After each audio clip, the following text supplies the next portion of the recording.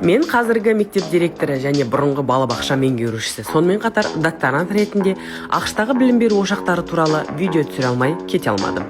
Балабақшада ойын мен шығармашылықтың арқасында балалар достасуды, өзара көмек көрсетуді және топта жұмыс істеуді үйренеді екен. Ең бастысы балалар өзін тануды, өзін және өзгені құрметтеуді үйренеді. Мен барған балабақшада балалар үйден тамаққа келеді екен. Төсекті өздері қалаған жерге салып ұйықтайды. Қызық, иә? Ойыншықтарды өздері әртүрлі заттардан қолдан жасап алады. Далада балшықтан тамақ дайындайды. Мынау жерге қарап құдды бір ауылдың балабақшаға бармайтын балаларының ойнайтын жері ме деп ойлап қаласың. Бұл жерге қарап өзімде бірден ауылым есіме түсіп кетті. Ең ұнағаны балабақшаға жылап келетін бала болмайды екен. Біз әрі қарай мектепке жол тарттық. ақш мектептері 3 негізгі деңгейге бөлінеді. Бастауыш мектеп, орта мектеп және жоғары мектеп. Біз барғанымыз жоғары мектеп болды. Мұнда оқу үрдісі әлдеқайда күрделене түседі. Пәндер бойынша терең білім беріледі.